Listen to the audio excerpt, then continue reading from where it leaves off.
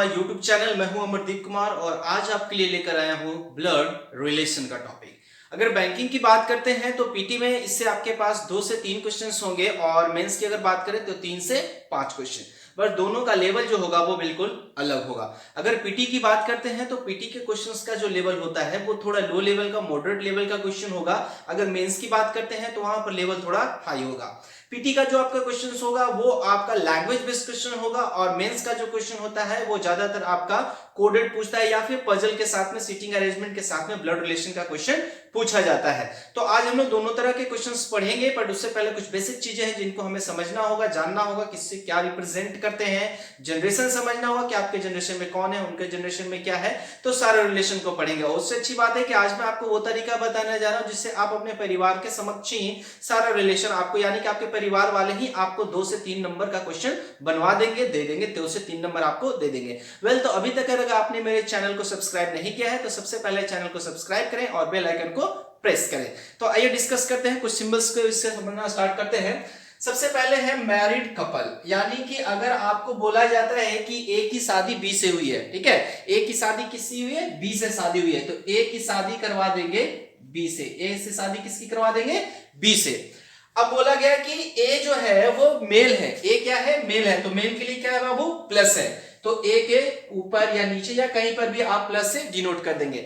अब देखो, अगर ये मैरिड कपल है और ये प्लस हो गया तो बी को बताया जाए या ना बताया जाए वो ऑब्वियसली फीमेल होने जा रहा है, क्योंकि मेल की शादी फीमेल से और फीमेल की शादी मेल से होती है। तो ये मेल हो गया तो इसको क्या कर देंगे, फीमेल कर देंगे, ये खुद से हो गया। अब क्या बताया गया कि अगर आपसे ब्रदर और सिस्टर का रिलेशन शो करना होगा तो आप इस तरह से शो करेंगे। वो कैसे शो करेंगे, अगर बोला जाता है कि सी जो है वो डी का भाई है, C is the brother of D, C is the brother of D, तो सी जो है वो डी का भाई है, इस तरह से पुट कर देंगे। सी भाई है तो वो क्या होगा, मेल होगा, तो इसको क्या कर देंगे, प्लस कर देंगे। बट डी कौन है, डी सी का भाई है या बहन है ये जानकारी नहीं है हमारे पास, तो इसको ऐसा सिंगल छोड़ देते हैं। अब बात करते हैं जनरेशन का, तो जनरेशन कैसे शो करते हैं उसको ध्यान से समझना है। अगर बोला जाता है कि के इज द फादर ऑफ जे, के इज द फादर ऑफ जे, यानी के जो है वो पिताजी हैं, किसके पिताजी हैं, तो जे के पिताजी हैं, तो जे को नीचे बताएंगे और के को ऊपर बनाएंगे। इससे पहले आपको एक चीज और समझना होगा कि आपके घर में जनरेशन, ठीक है, जनरेशन गैपिंग आपको समझना जरूरी है, क्योंकि मोस्ट ऑफ द क्वेश्चंस जो आपके एग्जाम में होते हैं वो 3 जनरेशन तक का क्वेश्चंस पूछा जाता है। 95% जो आपका क्वेश्चन होगा वो 3 जनरेशन के ऊपर होगा और वो 3 जनरेशन आपको अच्छे से समझना होगा। अगर बात करें तो आपके घर में आपके 3 जनरेशन कौन कौन होंगे, तो आप होंगे, आपके पिताजी होंगे और आपके दादाजी होंगे। बट उससे पहले हम लोग सारा जनरेशन यहाँ पे पढ़ लेते हैं कि किस जनरेशन में क्या होगा नहीं होगा, वो सारा कुछ डिस्कस कर लेंगे और उसके बाद आगे बढ़ा जाएगा। तो आइए सबसे पहले डिस्कस कर लेते हैं जनरेशन। जनरेशन का मतलब क्या होता है, पीढ़ी, ठीक है, तो आइए डिस्कस करते हैं। आइए तो सबसे पहले हम लोग जनरेशन समझते हैं कि आपके जनरेशन में आपके घर में कौन कौन होंगे। तो ये जनरेशन रहा बाबू आपका, ये आप हैं, तो आपके घर में आपके जनरेशन के कौन कौन होंगे, भाई होंगे, बहन होगी, कजन। कजन में देखो अपना भाई बहन छोड़कर, कजन का मतलब हुआ कि अपना भाई बहन छोड़कर, यानी कि सहोदर भाई बहन को छोड़ दें तो उसके अलावा किसी भी रिलेशन से अगर वो भाई या बहन आपकी लगती है तो वो कहलाएगी कजन, वो कहलाएंगे क्या, कजन। अब देखो यहां पर क्या, अगर बहन की शादी होती है, ठीक है, अगर आपकी बहन की शादी होती है तो घर में आएंगे ब्रदर इन लॉ, घर में कौन आएंगे, ब्रदर इन लॉ। ध्यान रहे, अगर बहन की शादी होती है तो घर में कौन आएंगे, ब्रदर इन लॉ। अब यहां पर ध्यान समझिएगा, और अगर भाई की शादी होती है तो घर में कौन, सिस्टर इन लॉ आएगी, ठीक है, घर में कौन आएगी, सिस्टर इन लॉ। तो अगर यहां पर आप ब्रदर इन लॉ का मतलब समझ सकते हैं, जीजा जी जिसको बोलते हैं, जीजा जी, या फिर आप बहनोई कह सकते हैं। अगर सिस्टर इन लॉ के कह सकते हैं तो उसका मतलब हो गया क्या, भाभी हो गई, ठीक है, तो वो हो गया हस्बैंड। अगर आप फीमेल हैं तो आपकी शादी होगी तो हस्बैंड होंगे, अगर आप मेल हैं तो आपकी शादी होगी तो वाइफ आएगी। सिबलिंग बोलते हैं उनको, यानी सिबलिंग का मतलब हुआ सहोदर। अपना खून, अपना भाई बहन, यानी कि सेम पेरेंट्स के चाइल्ड होंगे तो उनको क्या बोलेंगे? सिबलिंग। अगर मेरा भाई या कोई बहन है, ठीक है, तो सिंपली अगर मुझे किसी को बताना है कि वो मेरी भाई या बहन है तो हम ये नहीं बता सकते, बस केवल बोलेंगे क्या ये सिबलिंग है। तो सिबलिंग का मतलब ये जरूर होगा कि मेरा कोई भाई या बहन है, लेकिन वो भाई है या बहन है इसके बारे में कोई जानकारी नहीं है। तो आगे डिस्कस करते हैं। अब देखो यहां पर समझना क्या है, अब अपने से अगर आप एक जनरेशन ऊपर जाते हैं, आप खुद से अपने से एक जनरेशन अगर ऊपर जाते हैं तो आपके घर में होंगे पिताजी होंगी, माताजी होंगे, अंकल होंगे, आंटी होंगे। देखो अंकल और आंटी में यहां पर सारे रिलेशन आ गए। अंकल आंटी में यहां पर सारे रिलेशन है, कौन कौन आ गए? तो मामा मामी, मौसा मौसी, फुआ बुआ, चाचा चाची, सारे रिलेशन आ गए अंकल आंटी में, ठीक है। यहां पर अगर बात करते हैं फादर इन लॉ और मदर इन लॉ की, तो फादर इन लॉ यानी कि ससुर जी, ठीक है। फादर इन लॉ इसका मतलब क्या हुआ? ससुर जी, और मदर इन लॉ का मतलब क्या हुआ? सासू मां, जिनको हम लोग क्या बोलते हैं? पापा जी और मम्मी जी, ठीक है, पापा जी और मम्मी जी। और अपने पापा को केवल पापा बोलते हैं और माँ बोलते हैं, पर एक्चुअल ऐसा है नहीं, ठीक है। ये हम लोग केवल जोक्स अपार्ट, सीरियस लेने की बात नहीं है, ठीक है। तो फादर मदर और अंकल आंटी में सारे मौसा मौसी, चाचा चाची, मामा मामी, सारे रिलेशन आ जाएंगे। अगर आपकी शादी हुई है तो आपके ससुर जी फादर इन लॉ होंगे, आपकी सासू माँ आपको मदर इन लॉ लगेगी। अब एक जनरेशन और ऊपर जाते हैं तो ये हो जाएगा ग्रैंड फादर और ग्रैंड मदर का, यानी दादा दादी नाना नानी का जनरेशन। अगर एक जनरेशन और ऊपर जाते हैं तो कुछ नहीं करना है, बस इनके आगे में क्या लगा देना है? ग्रेट लगा देना। अब मन में एक सवाल जाग रहा होगा कि दादा के लिए भी ग्रैंड फादर और नाना के लिए भी ग्रैंड फादर, तो बिल्कुल दादा के लिए भी ग्रैंड फादर लिखना है और नाना के लिए भी ग्रैंड फादर ही लिखना है, बट थोड़ा सा फर्क है। क्या फर्क है उसको मैं से समझना है। देखो वो क्वेश्चन पे डिपेंड करेगा कि क्वेश्चन में क्या लिखा है। पी से होता है पापा, पी से क्या होता है? पापा। तो अगर पैटर्नल ग्रैंडफादर लिखा हुआ, पैटर्नल ग्रैंडफादर लिखा हुआ है तो वो होंगे आपके दादाजी। एम से क्या होता है बाबू? मम्मी। एम से क्या होता है? मम्मी मां। तो अगर मैटर्नल ग्रैंडफादर लिखा हुआ है तो वो होंगे आपके नाना जी। सेम इसी तरह से अगर paternal grand mother, paternal grand mother यानी कि पापा के तरफ से ग्रैंड मदर कौन? तो दादी हो गई। और अगर मैटर्नल ग्रैंड मदर लिखा हुआ तो मम्मी के तरफ से कौन? नानी जी हो गई।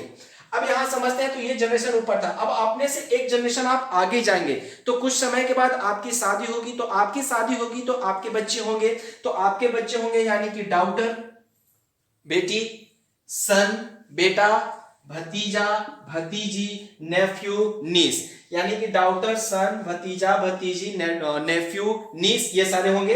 अब यहां पर ध्यान दीजिएगा, अब आप भी सोचेंगे कि आपका जनरेशन क्या होना चाहिए? आपका जनरेशन भी आगे बढ़ना चाहिए। तो आपका जनरेशन आगे बढ़ना चाहिए तो आप अपनी बेटी की शादी करवाएंगे। तो बेटी की जब शादी करवाएंगे तो घर में आएंगे दामाद जी। घर में कौन आएंगे? दामाद जी, जिनको हम लोग क्या बोलते हैं? सन इन लॉ। हम लोग क्या बोलते हैं? सन इन लॉ। दामाद जी को क्या बोलेंगे? सन इन लॉ। अब अगर आप बेटे की शादी करते हैं, अपने बेटी की शादी करते हैं तो आपके घर में आएगी पुत्रवधू, पुतो, ठीक है। पुत्रवधू यानी कि डॉटर इन लॉ। पुत्रवधू नहीं समझ में आ रहा है तो सिंपल सा लॉजिक है, अगर आसपास में कोई है तो उनको बोलते हैं, आप कहते हुए सुनेंगे मोहल्ले में या गांव घर में कहते हुए सुनेंगे कि सुनीलवा बहू है, अजैया बहू है, इस तरह से, ठीक है। तो उनको बोलते हैं हम लोग डॉटर इन लॉ यानी कि पुत्र वधू, ठीक है। अब आपका ख्याल होगा कि चलो हम तो अब बन गए, सास ससुर बन गए, कुछ समय के बाद आपके मन में भी जाग रहा होगा क्या कि दादा दादी बने, नाना नानी बने। तो यानी कि अब आपकी बेटी के बेटे या बेटी होंगे, आपके बेटे के कुछ बच्चे होंगे, ठीक है। तो बेटी के अगर बच्चे होते हैं तो वो आपको नाना नानी बुलाएंगे। अगर आपकी बेटी के बच्चे होते हैं तो वो आपको क्या बुलाएंगे? नाना नानी बुलाएंगे। और अगर आपके बेटे के बच्चे होते हैं तो वो आपको दादा और दादी बुलाएंगे। तो सिंपल सा लॉजिक है। अब आपके बच्चे के बच्चे होंगे तो वो क्या होंगे? Grand child. तो ग्रैंड चाइल्ड अगर होंगे तो वो ग्रैंडसन होगा या ग्रैंड डाउटर होगी। वो ग्रैंडसन होगा या क्या होगा? ग्रैंड डाउटर होगी। सिंपल सा लॉजिक है बाबू। तो ग्रैंडसन हुआ तो पोता या नाती, और ग्रैंड डाउटर हुआ तो पोती या नतनी। तो सिंपल सा ये आपका जनरेशन गैप है या जनरेशन का कैलेंडर आप इसको कह सकते हैं। तो ये आपका टोटल जनरेशन है, इसमें कहीं कुछ भी कंफ्यूजन होने वाली बात नहीं है। सिंपल सा लॉजिक है कि आपसे अगर ऊपर जनरेशन जाएगा तो आप इस तरह से डिनोट करेंगे, आपसे अगर जनरेशन ऊपर जाता है तो आप इस तरह से डिनोट करेंगे, और जनरेशन अगर नीचे आता है तो आप इस तरह से डिनोट कर रहे होंगे। तो ये था आपका जनरेशन का स्टार्ट, इसके बाद कुछ और भी वर्ड्स हैं जिनको मैं क्लियर कर दे रहा हूं जो कि आपको बहुत ज्यादा आगे यूज होगा। तो अब अगर हम लोग बात करते हैं तो सिंपल सा एक वर्ड आपको यूज होता है स्पाउस। स्पाउस का मतलब होता है मैरिड कपल, यानी कि अगर आपको बोला गया कि A is spouse of B, A is spouse of B, इसका मतलब हुआ कि ए और बी की आपस में शादी हो चुकी है। अगर बोला जाता है कि A is spouse of B, इसका मतलब हुआ कि ए की शादी बी से हो चुकी है, ठीक है, यानी कि दोनों क्या है आपस में मैरिड कपल। अगर बोला जाता है कि D is spouse of E, D is spouse of E, यानी कि डी और ई की आपस में शादी हुई है। अब यहां पर बात करते हैं स्पिंस्टर की। तो स्पिंस्टर मतलब होता है कि अनमैरिड फीमेल, अनमैरिड फीमेल, वैसी फीमेल जिनकी शादी नहीं हुई है, वैसी फीमेल जिनकी शादी नहीं हुई है किसी भी रिलेशन के लास्ट में। अब यहां पर बात करते हैं इन लॉ की। तो इन लॉ की अगर बात की जाए तो कोई भी रिलेशन, ठीक है, कोई भी रिलेशन अगर ससुराल के तरफ से लगता है बाबू, कोई भी रिलेशन हो, ठीक है, सासू माँ का हो, पिताजी का हो, कोई भी रिलेशन अगर ससुराल के तरफ से लगता है तो उस रिलेशन के लास्ट में आपको लिखा हुआ मिलेगा। क्या लिखा हुआ मिलेगा? इन लॉ, ठीक है। इसका मतलब हुआ कि शादी के बाद आप एक कानूनी प्रक्रिया में बंध जाते हैं, ठीक है। तो कोई भी रिलेशन अगर आपको मिलता है जिसके लास्ट में इल्ला लगा हुआ यानी कि ये अपना रिलेशन नहीं होगा, वो रिलेशन कहां से फिर होगा? तो वो रिलेशन फिर आपके ससुराल के तरफ से होगा। क्लियर है? अब यहां पर मैं आपको एक क्वेश्चन से पीटी, पहले मैं पीटी का क्वेश्चन करवा रहा हूं, देन उसके बाद मेंस का कोड रिलेशन का क्वेश्चन कराएंगे। उससे पहले समझ लेते हैं कि क्वेश्चन कितने तरह के होंगे ब्लड रिलेशन से रिलेटेड, देन उसके बाद एक एग्जाम्पल। आइए, तो ब्लड रिलेशन का जो आपको क्वेश्चंस एग्जाम में पढ़ने हैं वो आपको 4 तरह के हैं। एक को बोलते हैं लैंग्वेज बेस, दूसरा पॉइंटिंग टू अननोन पर्सन, तीसरा है कोडेड रिलेशन और तीसरा आपका सीटिंग अरेंजमेंट प्लस रिलेशन का।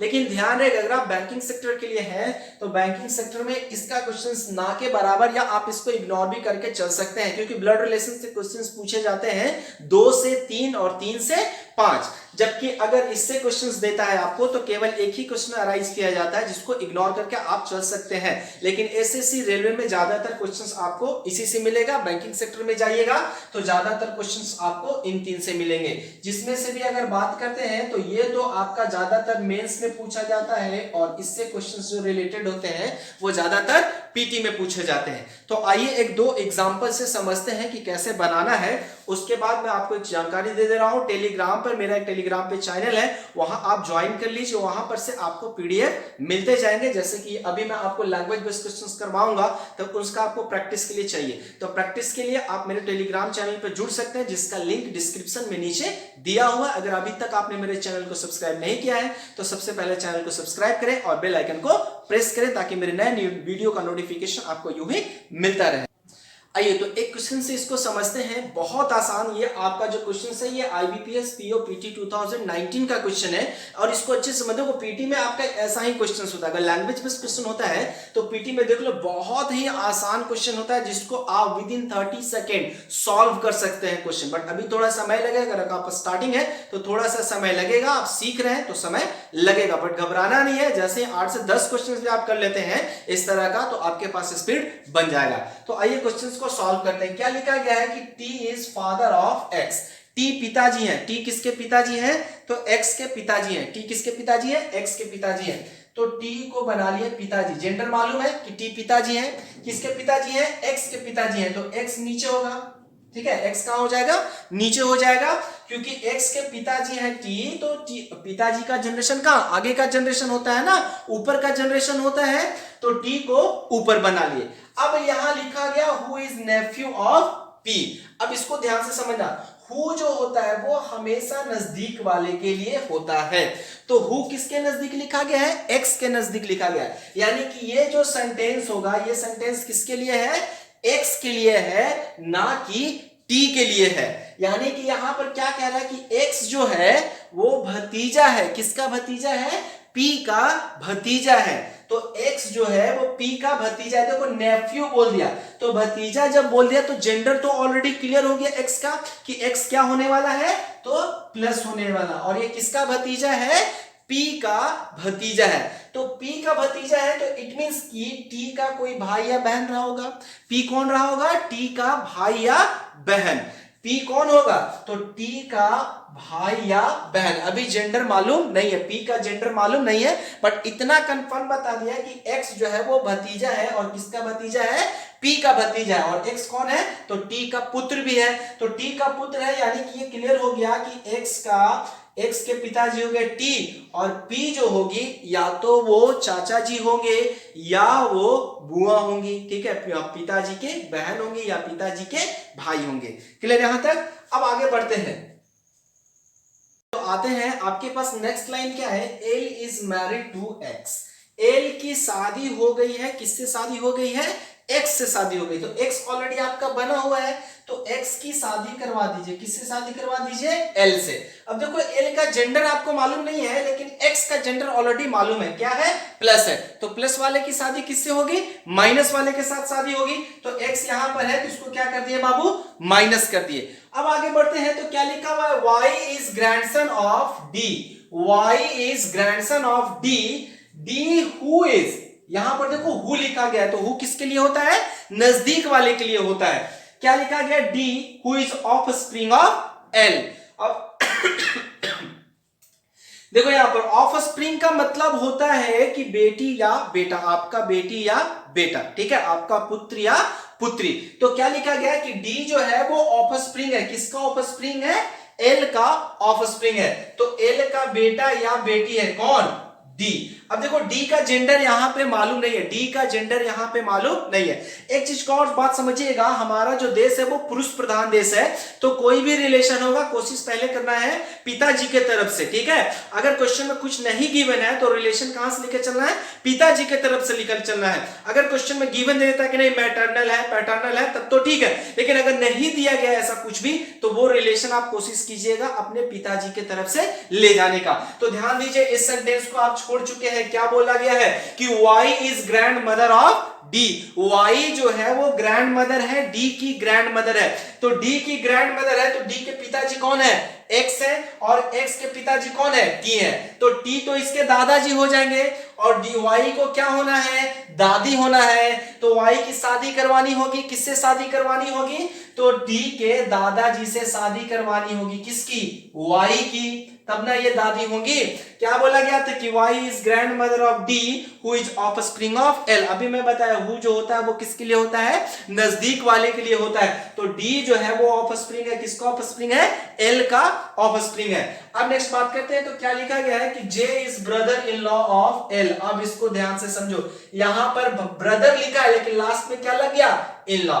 यानी कि J तो भाई है L का, J जो है वो भाई है L का, लेकिन अपना भाई नहीं है। तो कैसा भाई है? तो ससुराल के तरफ से भाई है। तो किसके ससुराल के तरफ से भाई है? तो L के ससुराल के तरफ से भाई है। तो L का ससुराल कहां होगा? X के घर में होगा। तो J किसका भाई होगा बाबू? तो X का भाई होगा J। अब इसको भाई कैसे कर दिया? क्योंकि यहां पर लिखा हुआ है क्या? Brother in law.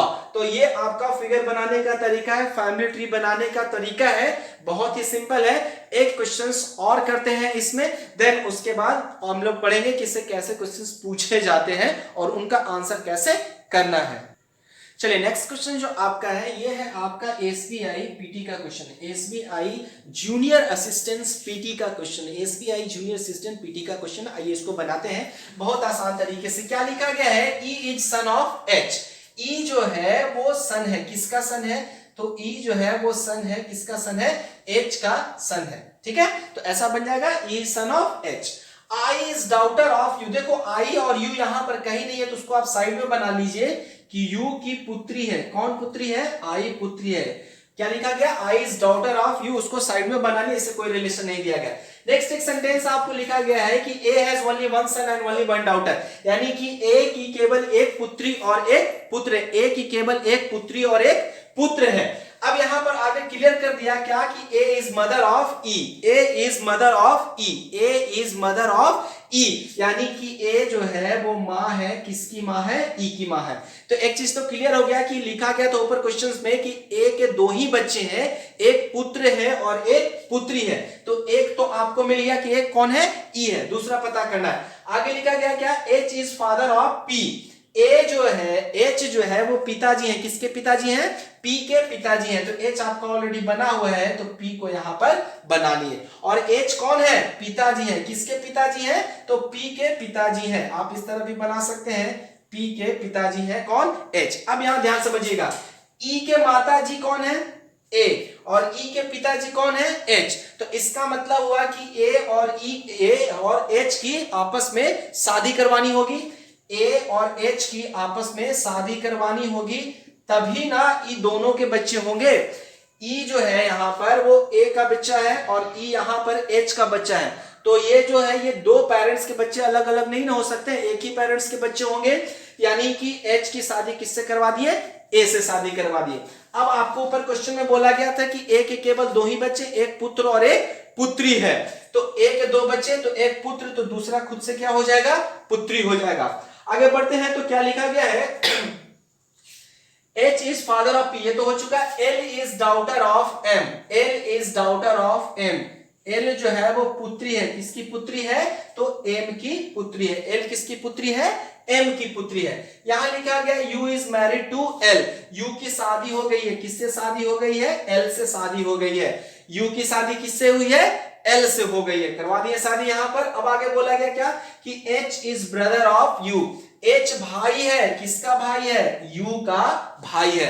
अब यहां पर समझिएगा ध्यान से, क्या लिखा गया कि H भाई है, किसका भाई है, U का भाई है। तो U का ये वाला जो आप यहां बनाए तो उसको पूरा यहां ले देंगे, क्या हो जाएगा, तो U की शादी हो जाएगी L से, और L की बेटी कौन है, I है। यहां पर बना लिए L की बेटी कौन, I, और L किसकी बेटी है, तो M की बेटी है। तो L किसकी बेटी है, तो M की बेटी है, यहां पर बना लिए। अब देखो U और L की आपस में शादी हो चुकी है और L माइनस है, तो U खुद से क्या हो जाएगा, प्लस हो जाएगा। तो ये आपका इस क्वेश्चन का फैमिली ट्री कंप्लीट हो गया है। अब अगर बात करते हैं, तो नेक्स्ट आपके पास जो क्वेश्चंस होंगे वो आपको पीडीएफ में मिल जाएगा। नीचे डिस्क्रिप्शन में टेलीग्राम का लिंक दिया हुआ है, चैनल ज्वाइन कीजिए और वहां से पीडीएफ बनाइए। आज के लिए इतना ही, बाकी का नेक्स्ट क्लास में हम लोग कंटिन्यू करेंगे, 2-4 क्वेश्चंस और करेंगे और उसके बाद कोडेड ब्लड रिलेशन का करेंगे। That's all, thank you.